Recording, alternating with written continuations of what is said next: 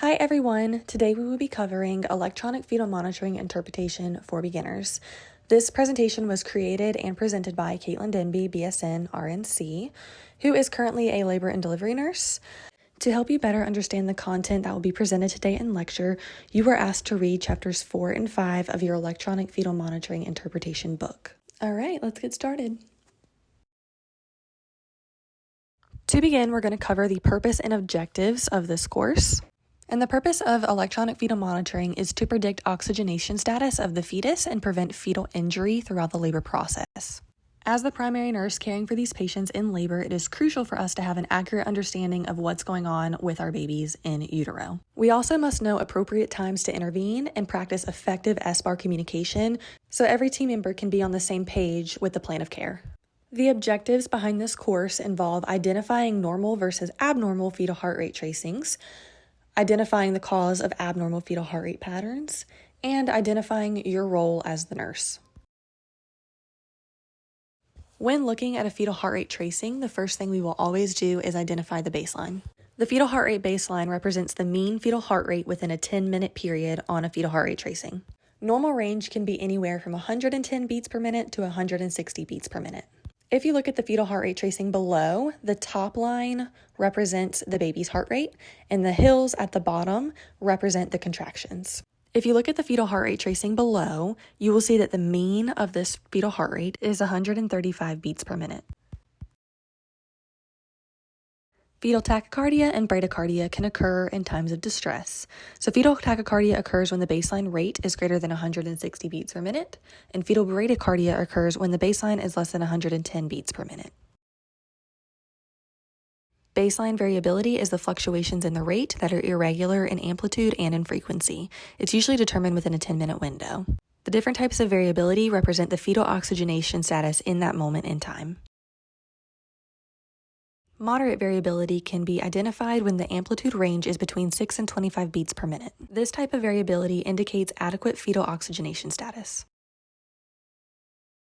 Minimal variability is identified when the amplitude is less than 5 beats per minute. Minimal variability can indicate fetal distress and the possibility of fetal acidemia. If you are caring for a patient in labor and you determine that her fetal heart rate variability is going from moderate to minimal back to moderate, it can indicate that the baby is sleeping.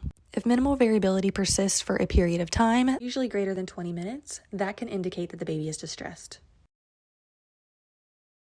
In the presence of absent variability, you can always determine that the fetus is distressed. Absent variability occurs when there's undetectable changes in amplitude within the fetal heart rate pattern. When you see absent variability on your fetal heart rate tracing, you definitely need to be intervening and contacting your doctor with an appropriate SBAR report. Marked variability occurs when the amplitude range is greater than 25 beats per minute. The important thing to remember with marked variability is that the fetal heart rate baseline is indeterminate. Accelerations occur when there is an abrupt increase in the fetal heart rate baseline. Accelerations are identified when the heart rate jumps 15 beats above the baseline for a period of 15 seconds in duration. This indicates positive fetal oxygenation status and is usually seen in Category 1 fetal heart rate tracings. Fetal heart rate decelerations occur when the heart rate drops below the fetal baseline. Fetal heart rate decelerations are a huge indicator that the baby is distressed. The different types of fetal heart rate decelerations include variable decelerations, early decelerations, late decelerations, and prolonged decelerations. Variable decelerations are an abrupt decrease in the fetal heart rate. These typically indicate umbilical cord compression. Variable decels can be identified when the fetal heart rate drops greater than or equal to 15 beats per minute from the baseline for a period of 15 seconds in duration or longer. If the deceleration persists greater than 2 minutes, it is no longer considered a variable decel. If you look to the picture on the right of the screen, you will note a fetal heart rate tracing with persistent variable decelerations. A good way to remember what a variable deceleration looks like involves the shape of the decel. Variable decelerations look like a V or a caret and can occur at any time on the fetal heart rate tracing. Early fetal heart rate decelerations occur when there's a gradual decrease in the fetal heart rate. These decelerations are typically greater than or equal to 30 seconds in duration and often indicate head compression. These decelerations are often seen as patients transition in labor. As the baby descends in station, their heads are often compressed, and you will see early decelerations on the fetal heart rate tracing. The easiest way to identify an early deceleration on a fetal heart rate tracing is to remember that the decel is symmetrical with the peak of the contraction.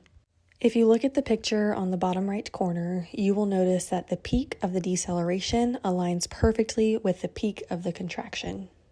The timing of early decelerations is important when differentiating between late decelerations and early decelerations. It is also important to note that if early decelerations are noted on a fetal heart rate tracing, it can still be classified as Category 1.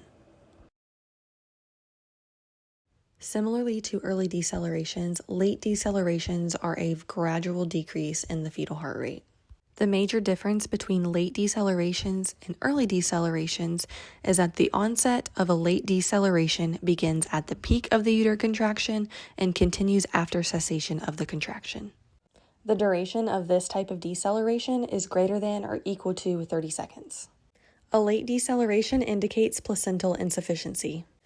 Oftentimes, late decelerations are noted on fetal heart rate tracings that are greater than 40 weeks of gestation. This is because the longer we go past the due date, the placenta becomes older and calcified and does not allow for an adequate amount of oxygen to be given to the baby. Late decelerations indicate fetal distress and over time can result in fetal acidemia. When late decelerations are noted on a fetal heart rate tracing, it is important for the nurse to intervene appropriately and hold appropriate SBAR communication with the physician and healthcare team regarding fetal status and plan of care. Prolonged decelerations represent a decrease in the fetal heart rate that is greater than or equal to 15 beats per minute for a period greater than or equal to 2 minutes. If the heart rate is different from the original baseline for a period greater than or equal to 10 minutes, that is labeled a change in baseline.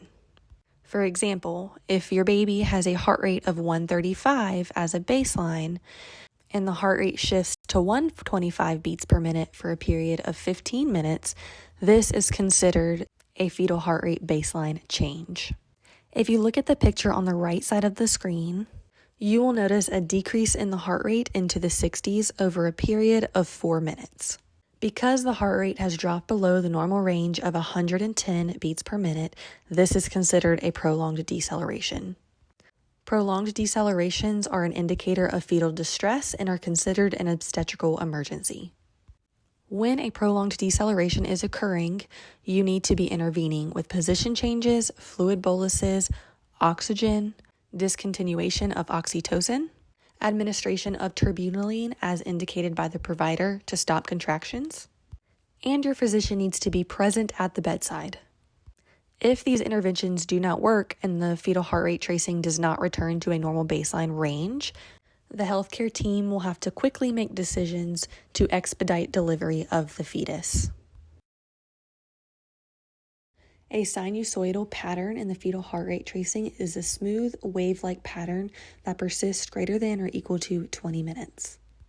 This fetal heart rate tracing indicates fetal anemia and is considered an obstetrical emergency. The category of a tracing that looks like this is Category 3 and requires expedited delivery of the fetus. This pattern can be seen in patients who experience placental abruptions because the blood supply is cut off to the fetus. When interpreting fetal heart rate tracings, we have to categorize the types of tracings we see to have effective communication amongst the healthcare team. There are 3 categories when discussing a fetal heart rate tracing. A Category 1 fetal heart rate tracing indicates a healthy oxygenation status in the fetus. A Category 1 tracing includes a normal baseline rate of 110 to 160 beats per minute, moderate variability, accelerations may be present, but they also may not be present. Early decelerations can be considered in a Category 1 tracing, and any other deceleration will be absent. In the presence of a Category 1 fetal heart rate tracing, the nurse's role is to continue to monitor labor progression. Category 2 fetal heart rate tracings can indicate fetal distress and, if prolonged, can result in fetal acidemia. Category 2 tracings include fetal tachycardia or fetal bradycardia, absence of fetal heart rate accelerations, presence of any type of deceleration excluding early decelerations, and include minimal, absent, or marked variability. When a patient has a Category 2 fetal heart rate tracing, the nurse's role is to provide position changes, IV fluid boluses, supplemental oxygen, decrease or discontinue the oxytocin infusion, and provide appropriate SBAR communication with the members of the healthcare team. If a Category 2 fetal heart rate tracing persists regardless of interventions, it is important to expedite delivery to prevent fetal acidemia. Category 3 fetal heart rate tracings are obstetrical emergencies that require immediate delivery of the fetus. If left untreated, fetal acidemia or fetal death will occur. Category 3 tracings involve absent variability with recurrent late decelerations, recurrent variable decelerations, fetal bradycardia, or a sinusoidal pattern. The nurse's role in this situation is to provide position change, an IV fluid bolus, discontinuing intravenous Pitocin, supplemental oxygen, and effective SBAR communication with the labor team, the physician, the anesthesia team, and the NICU team. It is also important to communicate with the patient what is happening because delivery is going to move very quickly in this circumstance. So now that we have reviewed the basics of fetal monitoring, I want to have an open discussion and interpret the following tracing. With that being said, can anyone identify the baseline of this fetal heart rate tracing? What is the fetal heart rate variability? Are accelerations present? Do you see any fetal heart rate decelerations? And what is the category of this fetal heart rate tracing? I know we have talked a lot about SBAR communication thus far in the presentation, and some of you guys may be wondering what SBAR communication means. SBAR communication is an effective communication format that's used amongst healthcare providers. Many studies have proven that SBAR communication improves patient outcomes, provides better understanding, and improves intervention timeframes. SBAR stands for Situation, Background, Assessment, and Recommendation. An example of an appropriate SBAR conversation may go a little like this. Hi, Dr. Denby. My name is Kaitlyn. I am the nurse calling from the labor and delivery unit regarding your induction of labor that arrived this morning. She is a G1 P0 at 39 weeks in 4 days who is being induced for oligohydramnios. Her cervical exam upon arrival today is 1 centimeter, 60% effaced, and -3 station. The fetal presentation is vertex based upon the ultrasound that was performed by the nurse practitioner upon arrival. My patient's vital signs are within normal limits and she denies feeling any contractions. Her membranes are intact and she has a Category 1 fetal heart rate tracing. Would you like me to proceed with a cervidil placement for the method of induction? As Christian nurses, it is important to remember that we serve as God's hands by helping patients in need. We must use critical thinking skills and approach every patient with a non-judgmental attitude to ensure safe and effective patient outcomes. The Lord teaches us to be devoted to one another in love and honor one another above yourself. By upholding this mindset, we will appropriately serve the patients in our communities by providing productive, safe, effective healthcare to all. I want to remind you guys of the SBAR handout that was provided at the beginning of the class. This handout can be used as a resource to help you practice SBAR communication. I also want to discuss the quiz that will follow this lecture. The quiz is to be completed independently without the use of resources and is 10 questions long. You will need to score an 80% or higher to pass. I really hope you guys enjoyed today's lecture and learned some beneficial knowledge pertaining to obstetrics. I wish you the best of luck on your quiz and thank you for participating in lecture today.